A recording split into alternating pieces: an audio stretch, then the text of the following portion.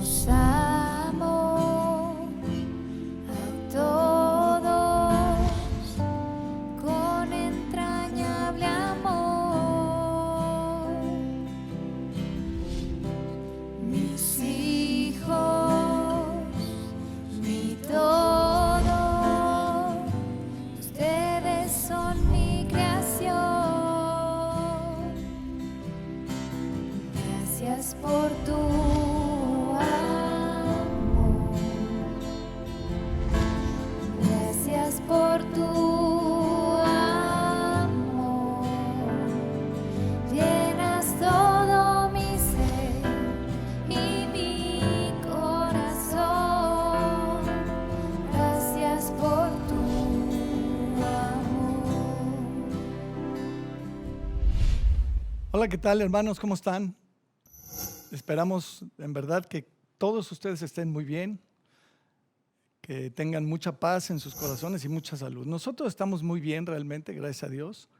Muy contentos de estar aquí, muy contentos de poder llegar hasta ustedes. Todo el equipo que hacemos posible cada domingo el llegar hasta tu pantalla.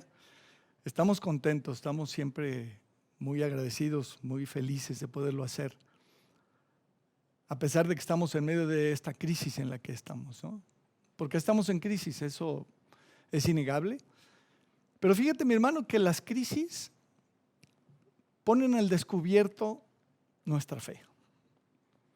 Las crisis ponen al descubierto nuestra fe. En quién creemos o en qué creemos, o particularmente a quién le creemos.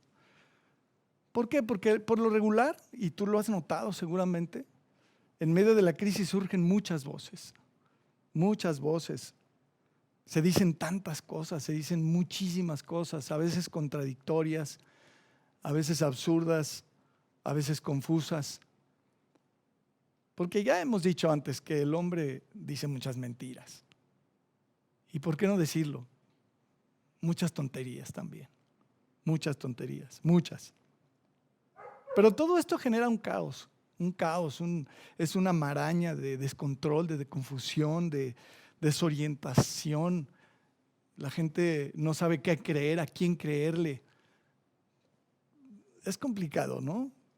Pero una de las grandes preguntas en este tipo de crisis y en otras es, ¿todo esto que está pasando está fuera de control? O sea, ¿realmente estamos en una situación descontrolada? Si es así, fíjate, yo creo que la mayoría de las personas no entiende bien lo que está pasando. La mayoría de las personas no entiende bien lo que está pasando. Y no sé si tú sabías o te acuerdas, yo creo que sí te acuerdas, seguramente, espero, que las Escrituras nos dicen que la fe nos da entendimiento, la fe nos provee entendimiento para poder comprender y entender bien todo lo que pasa. Mira, me refiero a Hebreos capítulo 11, versículo 3. Aquí nos dice el Señor en su palabra, dice, por la fe entendemos haber sido constituido el universo por la palabra de Dios. De modo que lo que se ve fue hecho de lo que no se veía. Entonces aquí se nos enseña que por creerle a Dios entendemos. Por creerle a Dios entendemos la fe, por la fe entendemos. Y aquí se nos dicen dos cosas que entendemos. La primera es el origen del universo. Aquí se nos dice claramente que por la fe entendemos haber sido constituido el universo. Todo el universo fue constituido por la palabra de Dios. El universo no tiene un origen distinto a ese. Aunque el mundo diga y la ciencia explique y hayan hecho cualquier cantidad de estudios, de análisis, de investigaciones, de lo que tú me digas. El universo fue constituido por Dios. Dios creó el universo. Todo completito. Y la otra cosa que se nos dice es que lo que existe, que está abierto a nuestros ojos, que lo que se ve, fue hecho a partir de lo que no se veía.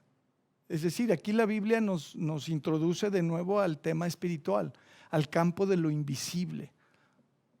La ciencia le gusta llamarle lo sobrenatural. Y está bien, pero estamos hablando de las cosas invisibles. Existe todo un universo invisible detrás del visible. Aquí se nos dice que podemos entender eso, que el mundo visible proviene del mundo invisible, que el origen de lo que vemos tiene detrás una contraparte. Y bueno, no me voy a meter en ese tema ahorita, ¿no? Pero el tema realmente es que Dios es el creador, Dios es el fundador de todo y Él es invisible, no lo podemos ver. De hecho, toda la actividad de Dios también está a veces se deja ver en el mundo físico, no quiero negar esto, pero en general Dios se mueve de manera invisible para nosotros. Mira, quiero compartir contigo algunas verdades bíblicas. Me quiero referir primeramente a Job, capítulo 4, versículo 11. Chécate estos textos, hermano, por favor. Dice Job 41:11, dice, ¿quién me ha dado a mí primero para que yo le restituya? O sea, no le debo a nadie, dice Dios, no le tengo que devolver nada a nadie, pero la segunda parte del versículo dice, todo lo que hay debajo del cielo es mío. ¿Cómo? Todo lo que hay debajo del cielo es mío, dice el Señor. Todo. Define todo. Todo es todo, ¿no es cierto? Salmo capítulo 50, versículo 10. Dice, porque mía es toda bestia del bosque. Otra vez toda.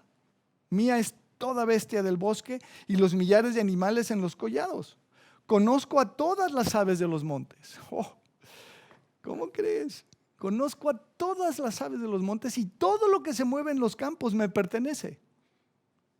Todo lo que se mueve en los campos me pertenece. Si yo tuviese hambre no te lo diría a ti porque mío es el mundo y su plenitud. Mío es el mundo y su plenitud. Mis amados, todo lo que existe le pertenece a Dios. Absolutamente todo lo que existe le pertenece a Dios. También incluso en Ageo capítulo 2, versículo 8, que puedes ver aquí en pantalla, también dice el Señor, mía es la plata y mío es el oro, dice Jehová de los ejércitos. Isaías capítulo 66, versículo 9, dice, yo que hago dar a luz, no haré nacer, dice Jehová. Yo que hago engendrar, impediré el nacimiento, dice tu Dios. Fíjate el nivel de lo que está diciendo aquí la Biblia. Él es el que hace engendrar. Yo que hago engendrar, yo que hago dar a luz. Estamos hablando de la actividad de Dios invisible, esta actividad, esta intervención divina, este control que Dios tiene de todo lo que pasa. Entiendo que esto debe generar una cantidad de preguntas increíbles, yo mismo las tengo. Pero esta es la verdad. Esta es la verdad. Dios es quien hace engendrar, Dios es quien hace dar a luz y eso no lo vemos. Nosotros ahora lo hemos estudiado y lo consideramos procesos naturales. Fíjate lo que dice Ezequiel capítulo 18, versículo 4. Ezequiel 18:4 dice, he aquí que todas las almas son mías. Todas las almas son mías. Como el alma del Padre, así el alma del Hijo es mía.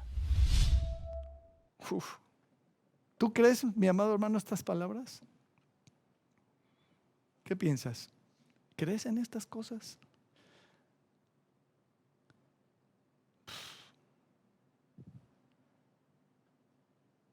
Todo lo que está pasando a nuestro alrededor está fuera de control. Eso pudiera parecer, sí. Pero lo que te quiero decir, mi amado hermano, mi amigo, es Dios controla absolutamente todo. Todo, aunque no lo entendamos, aunque no estemos de acuerdo y aunque no nos parezca. Dios controla absolutamente todo. Mira, chécate este texto en Deuteronomio capítulo 32, versículo 39. Y aquí te invito, mi amado hermano, a que te concentres conmigo, a que te metas en esto.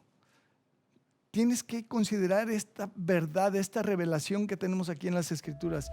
Dice, ved ahora que yo soy y no hay dioses conmigo. Pero ve lo que dice a continuación. Yo hago morir y yo hago vivir. Yo hiero y yo sano. Y no hay quien pueda librar de mi mano. Yo hago morir. Yo hago vivir. Yo hiero y yo sano. Esa es la verdad. Y me quiero referir particularmente a este tema de la muerte. Porque es una de nuestras más grandes preocupaciones, ¿no es cierto? No queremos enfermar, no queremos morir. Pero déjame decirte que según este texto y otros muchos de las Escrituras, la vida y la muerte están en las manos de Dios. La salud y la enfermedad dependen de la persona de Dios. Es Él el que hace o no hace, permite o no permite, pero todo está bajo su control. Mira este texto de Apocalipsis capítulo 1, versículo 17. Me fascina este texto. Chécalo, dice Apocalipsis 1, 17, cuando le vi, dice Juan, cuando vio a Jesús, caí como muerto a sus pies. Pues claro, yo creo que eso, así reaccionaríamos todos nosotros, ¿no? En cuanto le viéramos. Y Él puso su diestra sobre mí, diciéndome, no temas, yo soy el primero y el último, y el que vivo, y estuve muerto. ¿De quién estamos hablando? De nuestro Señor Jesucristo, ¿no? El que vivo y estuve muerto, mas he aquí que vivo por los siglos de los siglos. Y toda la iglesia dice, amén. Aleluya. He aquí que vivo y estuve muerto, pero voy a vivir por los siglos de los siglos. Pero luego de eso nos revela una cosa adicional. Dice, y tengo las llaves de la muerte y del Hades. Tengo las llaves de la muerte, hermanos amados. El tema de la muerte es un asunto que está ligado directamente a la persona de Jesucristo. Él tiene las llaves de la muerte. ¿Qué quiere decir eso? Él abre o no abre. Él decide. Nadie más. Nada más. O esto es falso. O esto es una mentira. ¿Qué piensas? Aquí se nos dice, y yo creo que esto es verdad, y yo espero que tú también, que Jesucristo tiene las llaves de la muerte. Dios tiene el control absoluto de nuestras vidas, hermano, y particularmente de nuestras muertes.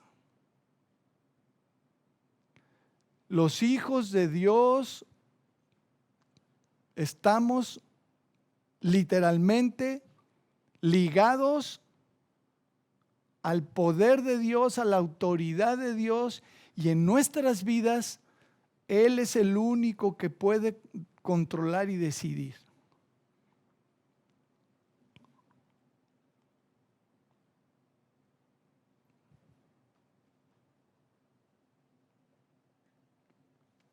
Lo triste del caso, mis amados, es que como he mencionado otras veces y ahora lo vamos a leer en Hebreos capítulo 2, es que el temor de la muerte es una de las cosas más paralizantes y esclavizantes que puede experimentar un ser humano. Aquí se nos dice en Hebreos capítulo 2, versículo 14, dice, así que por cuanto los hijos participaron de carne y sangre, hablando de la encarnación de nuestro Señor Jesucristo, Él también participó de lo mismo. ¿Pero para qué?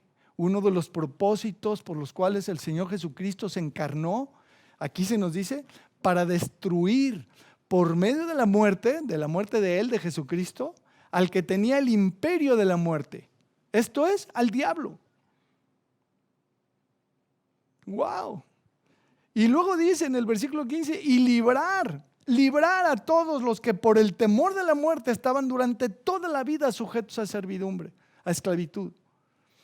Hermano, no hay cosa más esclavizante en la vida que el temor de la muerte. No existe un temor más grande que ese. No hay nada más estresante y paralizante en la vida. El tema es enorme. El tema es enorme. Y no pretendo nada, simplemente decirte, el tema es enorme. Hay estudios, hay toda una ciencia detrás de todo esto, de todo lo que tiene, el impacto que tiene el temor de la muerte en la mente de un ser humano, en el alma de una persona, en su espíritu, es una cosa impresionante. Más mira, fíjate bien lo que te voy a proponer. Si te gusta a ti el asunto y tú quisieras o te gustaría entender más acerca de esto y entender cómo es que funciona la vida espiritual en el mundo físico, de veras, híjole, cómo quisiera convencerte. Lee, por favor, el libro de Job. Lee, por favor, el libro de Job. Si tú quieres entender cómo es que funciona el mundo espiritual y cómo es que todo lo que pasa en la vida de los hijos de Dios tiene que pasar primero por el escritorio de Dios y recibir la autorización correspondiente, por favor, lee este libro. Satanás, el imperio de Satanás está basado en el temor a la muerte. Él no tiene el control sobre la vida de las personas, pero sí su imperio se basa en el miedo a morirse. Como dije, el tema es enorme, pero por favor, lee Job y vas a descubrir muchos principios muy útiles para tu vida espiritual. Pero básicamente el tema aquí es que nosotros necesitamos aprender a vivir sin temor por la muerte, sin tenerle temor a la muerte, porque el Señor Jesucristo ya se encargó del asunto. Mira, comparto contigo 2 Timoteo capítulo 1, versículo 8, dice: por tanto, no te avergüences de dar testimonio de nuestro Señor, ni de mí, preso suyo, sino participa de las aflicciones por el Evangelio según el poder de Dios, quien nos salvó y llamó con llamamiento santo, no conforme a nuestras obras, sino según el propósito suyo y la gracia que nos fue dada en Cristo Jesús antes de los tiempos de los siglos, pero que ahora ha sido manifestada por la aparición de nuestro Salvador Jesucristo, el cual quitó la muerte y sacó a la luz la vida y la inmortalidad por el Evangelio, del cual yo fui constituido predicador, apóstol y maestro de los gentiles. Este es otro de mis versículos favoritos y espero que también sea tuyo. Dice aquí claramente que el Señor Jesucristo quitó la muerte y sacó a la luz la inmortalidad. Eso que persigue la ciencia moderna y lo que han perseguido los alquimistas en el pasado y toda esta carrera increíble de la ciencia para lograr encontrar la cura a todas las enfermedades, ¿qué crees? Están buscando en el lugar equivocado. En el Evangelio, ahí está la inmortalidad. Porque el Señor Jesucristo quitó la muerte. Y entonces a lo mejor algunos de ustedes que son bien rápidos, ya están pensando, bueno, ¿y entonces por qué hacemos tanto caso de las precauciones que nos están imponiendo? Y yo te diría que por dos cosas. La primera es porque es lo sabio. Es lo sabio. Proverbios 22:3 dice: el avisado ve el mal y se esconde, mas los simples pasan y reciben el daño. ¿Qué hace el avisado? Se esconde. Porque hay riesgo, hay cosas riesgosas en la vida y el inteligente, el sabio, el avisado lo ve y se esconde, se protege, se cuida. Mas los simples, el simple es aquel que dice: no pasa nada, no importa. pasan y reciben el daño. Yo no escribí este versículo. De hecho, yo no escribí la Biblia. Gracias a Dios. No está mal esconderse cuando uno ve el mal. Está bien. Es lo sabio. Y en segundo lugar, por no tentar al Señor. Dice Lucas capítulo 4, versículo 9, que el diablo le llevó a Jesús a Jerusalén y le puso sobre el pináculo del templo y le dijo: si eres hijo de Dios, échate de aquí abajo, porque escrito está: a sus ángeles mandará acerca de ti que te guarden y en las manos te sostendrán para que no tropieces con tu pie en piedra. Respondió Jesús y le dijo: escrito está, no tentarás al Señor tu Dios. Entonces, por eso los hijos de Dios no hacemos tonterías, ¿cierto? Por eso no nos atravesamos la avenida sin voltear, volteamos. Por eso no nos tiramos de la azotea, porque aunque está escrito que vamos a contar con la protección angelical de Dios, no debemos tentar a Dios. Entonces, pues ahí está el virus, echémonos un clavado, ¿no? En la multitud, porque a mí no me va a pasar. No tientes a Dios. Es por eso. Pero mira, te quiero compartir algunos textos del Antiguo Testamento, de la Biblia, en donde podemos comprobar que Dios siempre ha tenido el control. Y te digo esto, mi amado hermano, en serio, de veras le pido al Señor que seas un asiduo lector de las Escrituras, porque vas a conocer a Dios de una mejor manera, más profunda y más clara, y te vas a dar cuenta de cosas increíbles. Y entre las cosas que vas a descubrir cuando lees la Biblia es que Dios tiene el control absoluto de todo lo que ocurre, de las naciones, de los gobiernos, de las plagas, de las enfermedades, de las guerras, de los procesos de paz. Dios está metido en todo, mi hermano. Como dije, lo repito, hay muchas preguntas, hay cosas que no entendemos. Por supuesto, Dios es más grande que nosotros, pero por mucho, y es imposible llegar a entender por qué y cómo hace todas las cosas que hace. Pero si tú lees las Escrituras vas a descubrirlo. Mira, unos ejemplos. Segunda de Crónicas, capítulo 15, versículo 1, dice: vino el Espíritu de Dios sobre Azarías, hijo de Obed, y salió al encuentro de Asa y le dijo: oídme, Asa, y todo Judá y Benjamín, Jehová estará con vosotros y vosotros estuviereis con él, y si le buscareis, será hallado de vosotros, mas si le dejareis, él también os dejará. Muchos días ha estado Israel sin verdadero Dios y sin sacerdote que enseñara, y sin ley. Pero cuando en su tribulación se convirtieron a Dios, se convirtieron a Jehová Dios de Israel, y le buscaron, él fue hallado de ellos. ¿Qué pasó? Que cuando en su tribulación se convirtieron a Dios, encontraron a Dios. Pero ve el versículo que sigue, dice: en aquellos tiempos no hubo paz ni para el que entraba ni para el que salía, o sea, para todos, sino muchas aflicciones sobre todos los habitantes de las tierras. ¿Qué había? No había paz. ¿Qué había en lugar de eso? Muchas aflicciones sobre todos los habitantes de las tierras. Versículo 6, y una gente destruía a otra, y una ciudad a otra ciudad. Era un caos, era una crisis espantosa, una cosa horrible. Pero ve lo que dice el versículo, cómo termina diciendo: porque Dios los turbó con toda clase de calamidades.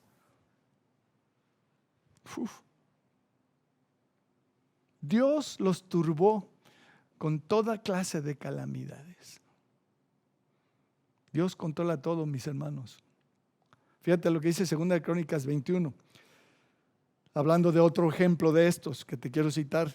Dice: y le llegó una carta del profeta Elías que decía: Jehová, el Dios de David, tu padre, ha dicho así: por cuanto no has andado en los caminos de Josafat tu padre, ni en los caminos de Asa, rey de Judá, sino que has andado en el camino de los reyes de Israel y has hecho que fornicase Judá y los moradores de Jerusalén, como fornicó la casa de Acab, y además has dado muerte a tus hermanos, a la familia de tu padre, los cuales eran mejores que tú.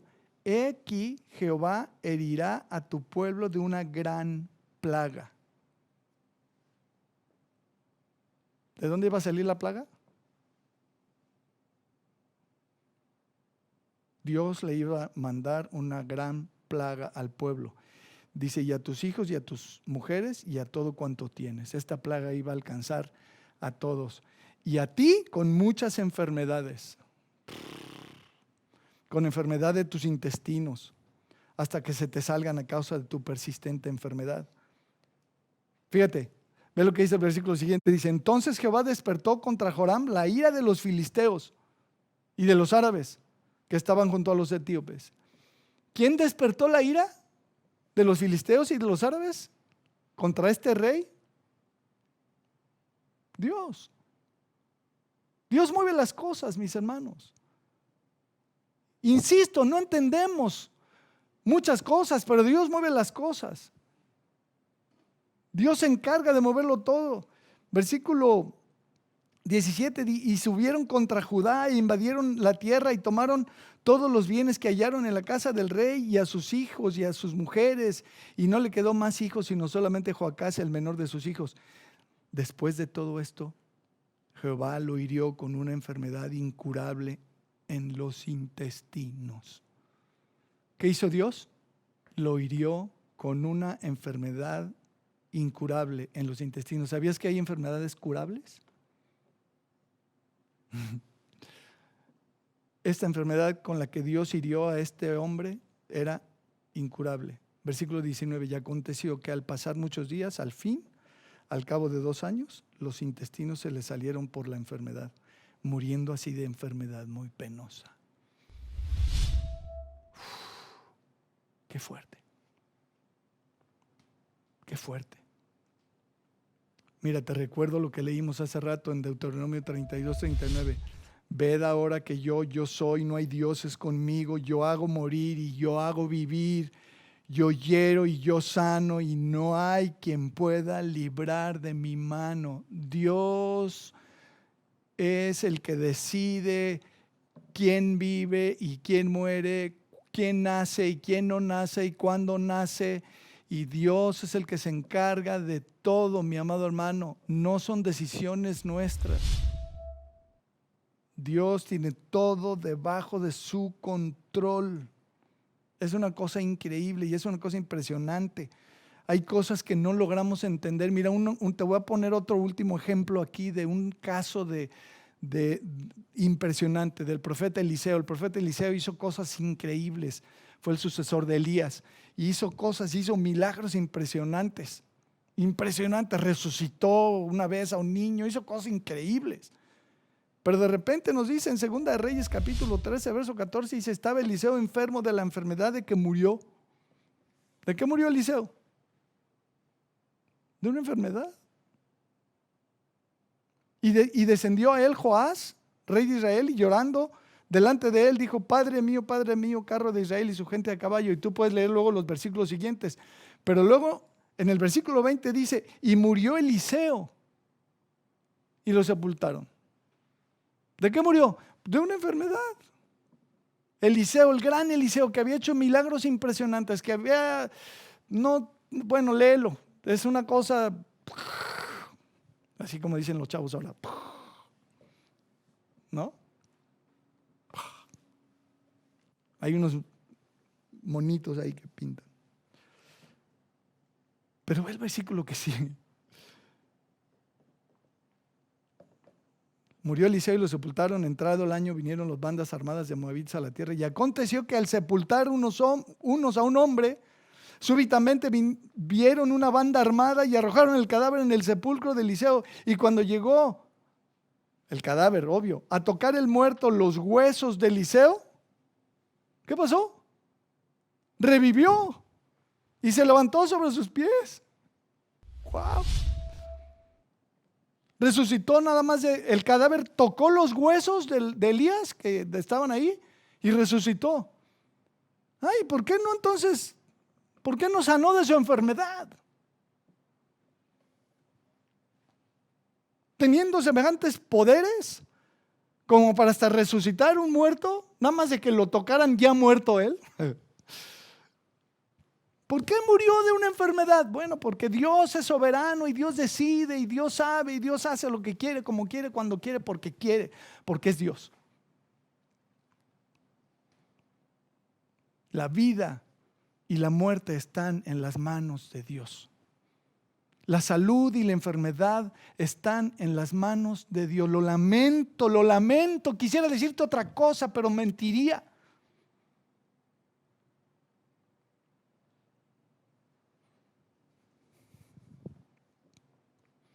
Quiero concluir, quiero terminar. Citándote Eclesiastés capítulo 8, verso 8, que es un texto muy importante en medio de toda esta idea que te estoy compartiendo. Dice 8:8 de Eclesiastés, dice: no hay hombre que tenga potestad sobre el espíritu para retener el espíritu, ni potestad sobre el día de la muerte. No hay hombre que tenga potestad sobre el espíritu para retenerlo, ni sobre el día de la muerte, y no valen armas en tal guerra, ni la impiedad librará al que la posee. No importa si eres muy bravo y eres muy Juan Camaney, no importa quién eres, no importa que seas tan malo y tan ogro. No hay manera de que burles a Dios, no hay manera. Dios decide, punto. No somos víctimas, no vivimos a la deriva, mis amados hermanos. No estamos pendientes de la circunstancia. Vamos a morir de lo que Dios decida que muramos. Y vamos a morir cuando Dios diga que muramos. No vivimos a expensas de un contagio de un virus, por Dios. Eso dejémoslo para los que no entienden las cosas, para que no creen en Dios, para los que no disciernen qué está pasando y cómo está pasando y por qué está pasando.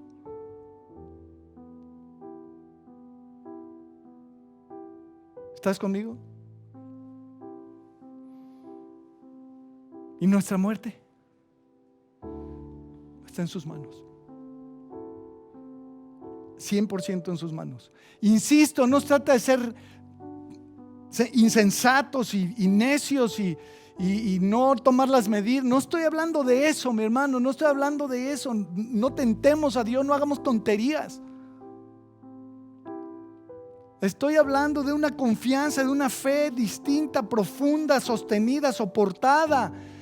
Dios tiene nuestra vida en sus manos y nadie más.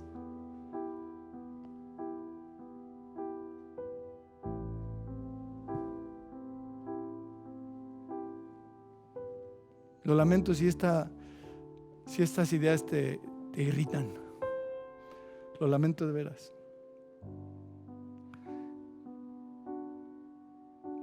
Déjame recordarte Juan capítulo 11 versículo 25, y particularmente tú, mi amigo, que nos escuchas. Ya hemos dicho muchas veces, tal vez nos lo has oído decir, ser cristiano es tener a Cristo. Ser cristiano no es una religión, es tener a Cristo en ti, en tu corazón, en tu vida, en tu alma, en tu espíritu. Juan capítulo 11 versículo 25. Le dijo Jesús: yo soy la resurrección y la vida. Yo soy la resurrección y la vida. El que cree en mí, aunque esté muerto, vivirá. Y todo aquel que vive y cree en mí no morirá eternamente. ¿Crees esto? Yo te pregunto, ¿crees esto? Fíjate, aquí el Señor Jesucristo nos revela y nos dice que existe la muerte eterna. Existe la muerte eterna. La muerte eterna es real. Y lamentablemente muchos la van a sufrir. Y como dije, decirte otra cosa sería mentirte, sería engañarte.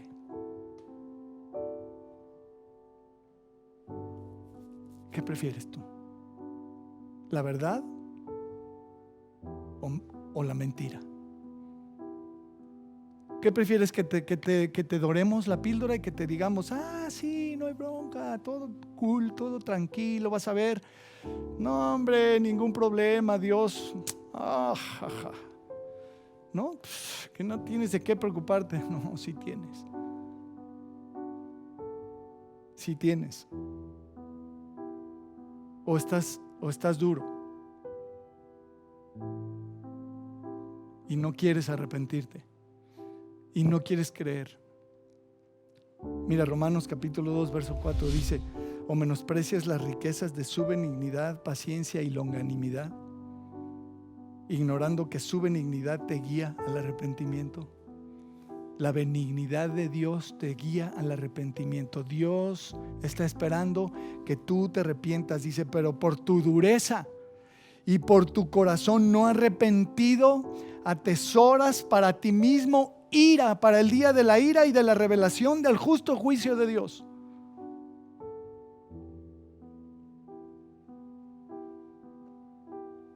Los seres humanos que no se quieren arrepentir y que quieren seguir viviendo como viven, y engañando y mintiendo y viviendo en contra de Dios, están atesorando ira, la ira de Dios sobre ellos. Y esto es lo que dice, esta es la verdad de lo que Dios dice. Y decirte otra cosa será mentirte y engañarte.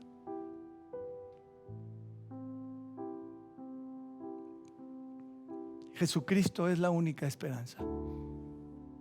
Jesucristo es la única esperanza. Hechos capítulo 4, verso 11 dice: este Jesús es la piedra reprobada por vosotros los edificadores, la cual ha venido a ser cabeza del ángulo, y en ningún otro hay salvación. En ningún otro hay salvación, porque no hay otro nombre bajo el cielo dado a los hombres en que podamos ser salvos. La única posibilidad, la única esperanza, el único camino, la única forma en la que puedes tú ser salvo y ser rescatado por Dios y recibir el perdón, la vida eterna, la esperanza, es a través de Jesucristo. No hay otra manera.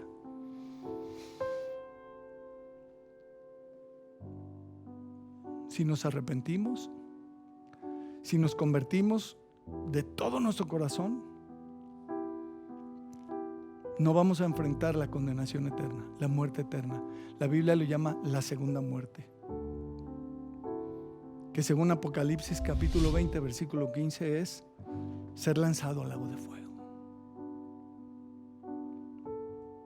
Dice: y el que no se halló inscrito en el libro de la vida fue lanzado al lago de fuego. Existe un lago de fuego, y existe la muerte eterna, y existe la condenación eterna. Arrepiéntete, conviértete a Jesucristo, pon tu fe y tu confianza en Jesucristo, ríndete a Él, enciérrate ahí en tu cuarto, arrodíllate delante de Él y habla con Él y pídele perdón por tu rebeldía, por tu incredulidad, por tu ateísmo, por tu dureza, por tu independencia de Él, por vivir la vida como si no existiera. Y pídele, invócale, pídele a Jesucristo que entre en tu vida. En voz alta, habla con Él, dile: Señor Jesucristo, ven, entra en mi vida, rescátame, sálvame, perdóname, límpiame, transfórmame. Te garantizo que va a ocurrir si lo haces. Hazlo. Arrepiéntete y conviértete de todo tu corazón. Entrégale a Jesucristo tu vida. Jamás te arrepentirás de una decisión como esa. ¿Sale? Bueno, vamos a orar. Señor, te damos gracias, muchas gracias por tu salvación. Gracias por haber muerto en la cruz, por haber pagado el precio que merecía nuestra vida licenciosa, nuestra incredulidad, nuestro pecado. Yo te quiero pedir, Señor Jesucristo, que si alguien está oyendo o viendo este material, estas palabras, estas verdades, tú le toques el corazón y tú lo convenzas y tú lo alcances y tú lo rescates, y que tú hagas lo que solo tú sabes hacer. Y a nosotros, Señor, a tu pueblo, a tu gente, enséñanos danos entendimiento para vivir confiados, con sabiduría, con entendimiento, pero confiados, tranquilos, sabiendo que nuestra vida está en tus manos y que Dependemos de ti, Señor, no de las circunstancias, no de lo que no alcanzamos ni a entender ni a ver, Señor, sino de ti. Nuestra vida está en tus manos. Gracias, Señor. Gracias. Oramos en el nombre de Jesús. Amén. Muy bien, hermanos, pues que el Señor les bendiga. Gracias por seguirnos. Que el Señor y la paz del Señor llenen su corazón en estos días. Nos vemos, si Dios quiere, la próxima semana. Hola. Hola, esperamos que estén bien, nosotros estamos bien, gracias a Dios. Les mandamos un abrazo y esperamos verlos muy pronto. Bye. Hola, saludos para todos. Hola iglesia, ¿cómo están? Aquí nosotros en casita también cuidándonos. Esperamos que estén muy bien y esperamos verlos pronto.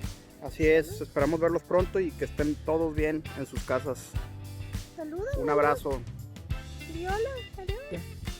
Buenas tardes, iglesia hermosa. Los extraño a todos y les mando un saludo. Estoy muy feliz, yo encerradita por mi edad, cosiendo, tranquila, orando mucho por ustedes y por todo el que sufre ahorita. Muchas bendiciones y besos. Bye. Hola hermanos, espero que estén bien, todos de salud y esperando, confiando en Dios de que todos saldremos adelante y pronto estaremos todos juntos. Saludos.